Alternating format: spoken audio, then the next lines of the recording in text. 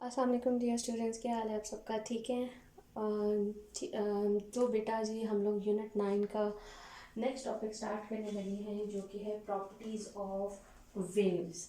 ठीक है, प्रॉपर्टीज़ जो है वेव्स की, जो प्रॉपर्टीज़ हैं वो हैं चार: wavelength, frequency, time period and amplitude. सबसे पहले हम पढ़ेंगे वेवलेंथ क्या होती है। वेवलेंथ को अगर शॉर्टकट में आप लोगों ने समझना है तो वेवलेंथ जो है लेंथ ऑफ वन वेव की जितनी लेंथ है ना, उसको हम कहते हैं वेवलेंथ। लेकिन साइंस, क्योंकि हम लोग साइंस पढ़ रहे हैं तो साइंस की लैंग्वेज में वेवलेंथ क्या होती है? वेवलेंथ वो डिस्टेंस है बिटवीन डिस्टेंस किसके बीच में? दो क्रस्ट के बीच में या दो ट्रफ्स के बीच में। अगर आप लोग नीचे डायग्राम में देखें तो वेवलेंथ मैंने मेंशन की हुई है। दो क्रस्ट जो हैं, जो ऊपर की तरफ जा रही हैं, देज आर क्रस्ट, और नीचे की तरफ जो जा रही हैं दैट इज ट्रफ। ठीक है, तो ऊपर वाली जो हैं वो दो क्रस्ट हैं, इनके बीच का जो डिस्टेंस है वो क्या है? वेवलेंथ है। नीचे वाली ट्रो के बीच का जो डिस्टेंस है वो क्या है? वेवलेंथ है। बस इतनी सी बात समझने वाली है। Distance between two consecutive crest और distance between two consecutive trough is known as wavelength का जो ऐसे यूनिट है वो है मीटर। और अगर वेवलेंथ बड़ी हो तो हम उसको किलोमीटर में भी मेजर कर सकते हैं, और अगर बहुत ज़्यादा छोटी है तो मिलीमीटर में भी यूज़ कर सकते हैं। ठीक है, नेक्स्ट हम लोग पढ़ते हैं कि जी फ्रीक्वेंसी क्या होती है। फ्रीक्वेंसी जो है वो एक पॉइंट है। ठीक है, उस पॉइंट के बीच में से जितनी ज़्यादा वेव्स एक सेकंड के अंदर गुजर सकती हैं वो फ्रीक्वेंसी है। ठीक है, तो हम लोग इंग्लिश में इसकी डेफिनेशन क्या करेंगे? Number of waves passing through a point in 1 second. एक सेकंड के अंदर जितनी वेव्स, नंबर ऑफ वेव्स पास हो सकती हैं एक पॉइंट में से, उसको कहा जाता है उस वेव की frequency. Number of waves passing through a point in a second, in 1 second और in a second is called frequency of the wave. इसका ऐसा यूनिट जो है वो क्या है? वो है हर्ट्ज। HZ से उसको डिनोट करते हैं। और इसका जो सिंबल होता है वो F होता है। और इसका फॉर्मूला जो होता है N/T। N/T क्या होता है?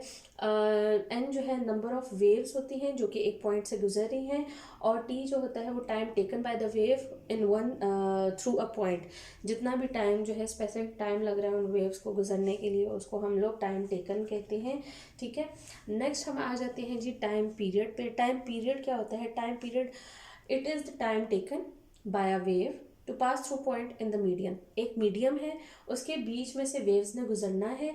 ठीक है, उस मीडियम से वेव्स को गुजरते हुए जितना भी टाइम लग रहा है वो कहा जाता है टाइम पीरियड कहा जाता है। It is the time taken by the wave to pass through a medium.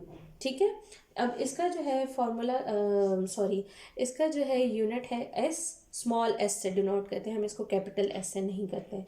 ठीक है, और इसका फॉर्मूला क्या है? बिल्कुल जो आपने फ्रीक्वेंसी में पढ़ा था उसका उल्टा कर लें तो वो टाइम टेकन का जो है क्या बन जाता है? फॉर्मूला बन जाता है।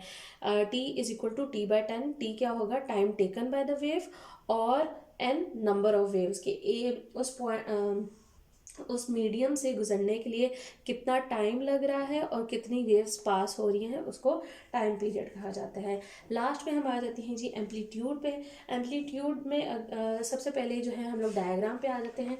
डायग्राम में अगर आप लोग देखें तो क्रस्ट और ट्रफ के बीच में ये जो डायग्राम में अगर आप लोग देख रहे हैं रेड से, उसको मैंने डिनोट किया हुआ है एम्पलीट्यूड। अगर आप लोग अपना फोकस डायग्राम के ऊपर करें तो जितनी भी डिस्प्लेसमेंट हो रही है, ठीक है, मैक्सिमम डिस्प्लेसमेंट जितना भी, जब पार्टिकल वाइब्रेट हो रहा है तो वो टू एंड फ्रो हो रहा है या बैकवर्ड फोर्थ हो रहा है, जितना भी वो डिस्प्लेस हो रहा है, आगे जा रहा है या पीछे जा रहा है, ऊपर जा रहा है या नीचे जा रहा है, तो वो जो है उसका क्या कहलाता है? एम्पलीट्यूड कहलाता है। एम्पलीट्यूड को इंग्लिश में अगर हम उसकी डेफिनेशन कर लें तो it is the maximum displacement of vibrating particle of the medium from main position. एक पोजीशन से दूसरी पोजीशन तक जाते हुए उसने जितनी डिस्प्लेसमेंट की है उसको, उसका क्या कहा जाता है? एम्पलीट्यूड कहा जाता है। It is maximum displacement of vibrating particle of the medium from mean position where a wave is passing through it. इतनी सी डेफिनेशन है, छोटा सा, आपको बस डेफिनेशंस याद करनी होंगी इसकी and everything will be easy for you. अगर आप लोगों का जो है न्यूमेरिकल आ जाता है, कोई इसके ऊपर क्वेश्चन आ जाता है, तो वो फिर आप लोगों के पास फार्मूलाज गिवन है, वो आप लोग फटाफट सॉल्व कर सकते हो। ठीक है, एम्पलीट्यूड जो होता है वो क्या मैयर करता है, वो ये मैयर करता है कि उस वेव के अंदर कितनी एनर्जी है, और जितना ज़्यादा एम्पलीट्यूड होगा उतनी ज़्यादा एनर्जी होगी, और जितना कम एम्पलीट्यूड होगा उतनी एनर्जी कम होगी। तो ठीक है, ये जो है एक दूसरे के क्या है, डायरेक्टली प्रोपोर्शनल है। ये चीज़ें जी बेटा आप लोगों ने याद करनी है। आज के लिए हम लोग इतना ही पढ़ेंगे ताकि आप लोगों को ये चारों डेफिनेशंस जो है अच्छे से याद हो जाए। इसको आप लोगों ने बार बार बुक में अपने रिपीट करना है, बार बार उस डेफिनेशन को पढ़ना है, ताकि आप लोगों को जो इसके कॉन्सेप्ट्स हैं, डेफिनेशन